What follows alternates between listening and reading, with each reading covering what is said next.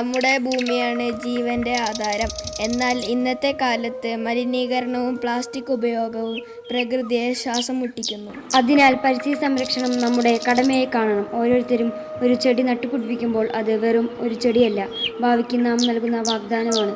ചെടികൾ വായുവിനെ ശുദ്ധമാക്കുകയും മഴ ലഭിക്കാനും ജീവജാലങ്ങൾക്ക് അഭയം നൽകുകയും ചെയ്യുന്നു. നമുക്ക് ഒറ്റയ്ക്കല്ല, കൂട്ടായ്മയാണ് ഭൂമിയെ സംരക്ഷിക്കേണ്ടത്.